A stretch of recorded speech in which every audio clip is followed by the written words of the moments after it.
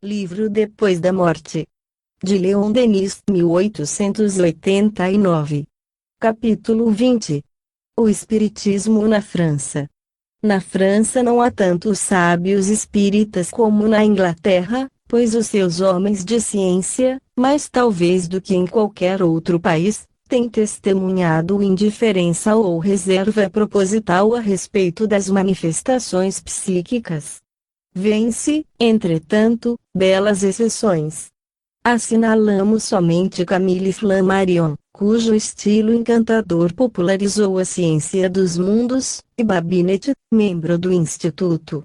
Estes dois sábios fizeram ato de adesão ao Espiritismo, o primeiro, por seu discurso pronunciado no túmulo de Allan Kardec, o segundo, por uma carta ao Dr. Feitaldi, 1867, carta que se tornou pública, e na qual fez conhecer sua intenção de expor ao público os fenômenos incríveis de que foi testemunha e cuja realidade pensa poder demonstrar, decidido como está a ir avante. A sua morte, porém, impediu a execução desse projeto. Mais recentemente, um jovem sábio, de grande futuro, o Dr. Paul Gibier, discípulo favorito de Pasteur e diretor do Instituto Antirrábico de Nova York, publicou duas obras, O Espiritismo ou Faquirismo Ocidental, Paris, 1887, e Análise das Coisas, 1889, nas quais estuda conscienciosamente e afirma, com coragem, a existência dos mesmos fatos. O Dr. Gibier, com o auxílio do médium Slade, estudou, de modo muito especial, o curioso fenômeno da escrita direta sobre a lousa, ao qual consagrou 33 sessões. Lousas duplas, fornecidas pelo experimentador, foram seladas, uma posta sobre a outra, e assim se obtiveram, no seu interior, numerosas comunicações em várias línguas.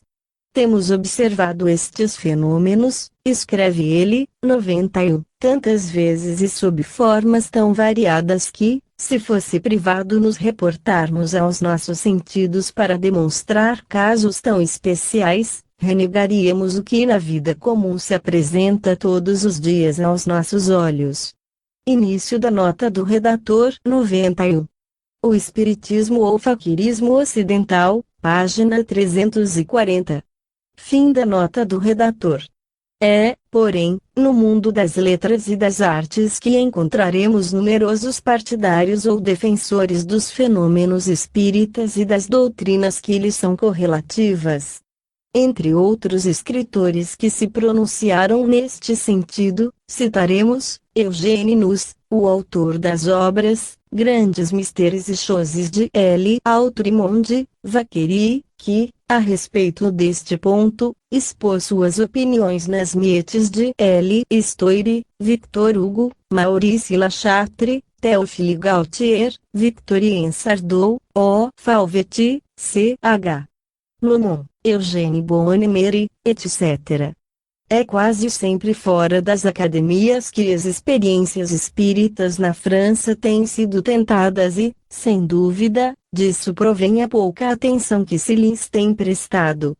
De 1850 a 1860, estavam em moda as mesas giratórias, a predileção era geral, nenhuma festa, nenhuma reunião íntima terminava sem alguns exercícios desse gênero.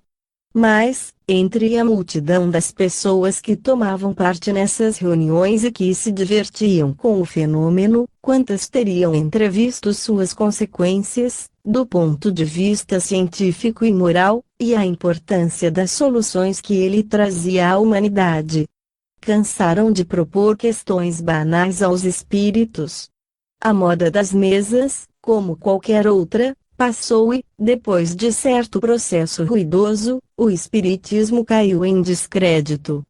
Mas, à falta de sábios oficiais, observadores dos fenômenos, a França possuía um homem que devia representar um papel considerável, universal, no advento do espiritismo.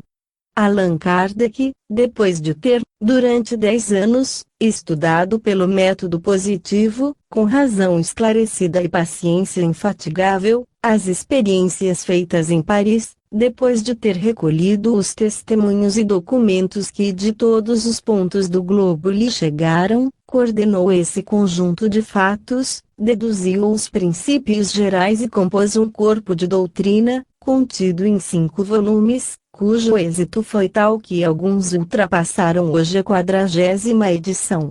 A saber, o Livro dos Espíritos ou parte filosófica, o Livro dos Médiuns ou parte experimental, o Evangelho segundo o Espiritismo ou parte moral, o Céu e o Inferno ou parte analítica e a Gênese ou parte científica. Allan Kardec fundou a Revue Spirit, de Paris, que se tornou o órgão, o traço de união dos espíritas do mundo inteiro, e na qual se poderá acompanhar a evolução lenta e progressiva desta revelação moral e filosófica. A obra de Allan Kardec é, portanto, o resumo dos ensinos comunicados aos homens pelos espíritos, em um número considerável de grupos espalhados por todos os pontos da Terra, durante um período de 20 anos. Essas comunicações nada têm de sobrenaturais, porque os espíritos são seres semelhantes a nós que vivemos na Terra e, em sua maior parte, a ela voltarão, submetidos, como nós, às leis da natureza e revestidos de um corpo, mais sutil é verdade, mais etéreo do que o nosso, porém perceptível aos sentidos humanos em condições determinadas. Allan Kardec, como escritor, mostrou-se de uma clareza perfeita e de uma lógica rigorosa. Todas as suas apreciações repousam sobre fatos observados, atestados por milhares de testemunhas. Apelou para a filosofia e esta desceu das alturas abstratas em que pairava, fez-se simples, popular, acessível a todos. Despida das suas formas envelhecidas, posta ao alcance das mais humildes inteligências, ela demonstra a persistência da vida de além-túmulo, e assim traz esperança, consolação e luz àqueles que sofrem. A doutrina de Allan Kardec, nascida, não será demasiado repeti-lo, da observação metódica, da experiência rigorosa, não se torna um sistema definitivo, imutável, fora e acima das conquistas futuras da ciência. Resultado combinado de conhecimentos dos dois mundos, de duas humanidades penetrando-se uma na outra, ambas, porém, imperfeitas e a caminho da verdade, do desconhecido, a doutrina dos espíritos transforma-se, sem cessar, pelo trabalho e pelo progresso e, embora superior a todos os sistemas, a todas as filosofias do passado, acha-se aberta às retificações, aos esclarecimentos do futuro. Depois da morte de Allan Kardec, o Espiritismo fez uma evolução considerável, assimilando o fruto de 25 anos de trabalhos. A descoberta da matéria radiante, as análises dos sábios ingleses e americanos sobre os fluidos, sobre os invólucros perispirituais ou formas revestidas pelos espíritos em suas aparições, todos esses progressos abriram ao Espiritismo um novo horizonte. Graças a esses estudos, o Espiritismo penetrou a natureza íntima do mundo fluídico e, para o futuro, pode, com armas iguais, lutar contra seus adversários nesse terreno da ciência que se lhe tornou familiar. O Congresso Espírita e Espiritualista Internacional, reunido em Paris, no mês de setembro de 1889, demonstrou toda a vitalidade da doutrina que acreditavam sepultada debaixo dos sarcasmos e das zombarias. 500 delegados, vindos de todos os pontos do mundo, assistiram às suas sessões, 95 revistas e jornais aí estiveram representados. Homens de grande saber e de alta posição, médicos, magistrados, professores e mesmo sacerdotes, pertencentes às mais diversas nacionalidades, franceses, espanhóis, italianos, belgas, suíços, russos, alemães, suecos, etc., todos tomaram parte nos debates. Os membros das diversas doutrinas representadas nesse congresso, espíritas, teosofistas, cabalistas, swedenborgianos, em perfeita união, afirmaram, por unanimidade de votos, os dois princípios seguintes. Primeiro, persistência do eu consciente depois da morte, ou seja, a imortalidade da alma. Segundo, relação entre os vivos e os mortos, 92. Início da nota do redator, 92. O Congresso Espírita e Espiritualista Internacional de Paris, 1900, ratificou, por votação unânime, as seguintes declarações. 1. Reconhecimento da existência de Deus, inteligência suprema, causa primária de todas as coisas. 2. Pluralidade dos mundos habitados. 3. Imortalidade da alma. 4. Sucessividade de suas existências corporais na Terra e noutros globos do espaço. 5. Demonstração experimental da sobrevivência da alma humana pela comunicação medianímica com os espíritos.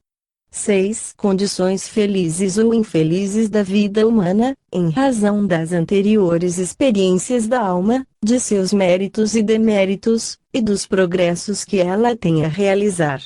7. Perfectibilidade infinita do ser, 8. Solidariedade e fraternidade universais. Fim da nota do redator. O Congresso Espírita de 1889, despertando atenção pública, estimulou o espírito de exame e provocou um conjunto de estudos e experiências científicas. Charles Richet e o Coronel de Rochas fundaram, em Paris, uma sociedade de investigações psíquicas, cujo primeiro cuidado foi estabelecer um exame sobre os fenômenos de aparição e sobre todos os fatos da psicologia oculta observados na França. Uma revista especial, Os Annales des Sciences Psychiques, dirigida pelo Dr. Dariex, dá conta não só desses trabalhos, mas também dos que são realizados pelas sociedades estrangeiras análogas. O Congresso Internacional de Psicologia Experimental, realizado em Londres, no ano de 1892, mostrou que, em pouco tempo, se haviam produzido na ciência algumas modificações especialmente notáveis sobre o assunto. Charles Richet aborda francamente a questão da nova psicologia e trata dos fenômenos espíritas, telepatia, dupla vista, etc. Esse eminente professor começa por fazer o seguinte questionário, 93. Início da nota do redator, 93. Análise de Ciências Psíquicas, dezembro, 1892. Fim da nota do redator. Existirá essa psicologia oculta? E, então, responde, para nós isso não é duvidoso, pois efetivamente existe tal psicologia. Não é possível que tantos homens distintos da Inglaterra, América, França, Alemanha, Itália e outros países, se tenham deixado enganar tão grosseiramente. Eles refletiram e discutiram todas as objeções apresentadas, não encontrando motivo para atribuírem ao acaso ou ao produto de fraude qualquer dos fenômenos observados, visto terem tomado precauções, antes mesmo que outros as houvessem indicado. Recuso-me também a acreditar que tais trabalhos tenham sido estéreis ou que esses homens tivessem meditado, experimentado, refletido sobre meras ilusões. Charles Richet lembra aos membros do Congresso o quanto as academias se têm arrependido de haverem, muitas vezes, negado a priori as mais belas descobertas, por isso, elas deviam ser agora mais cautelosas a fim de não caírem na mesma falta. Demonstra os resultados proveitosos que, do estudo da nova psicologia, baseada sobre o método experimental, pode decorrer para a ciência e para a filosofia.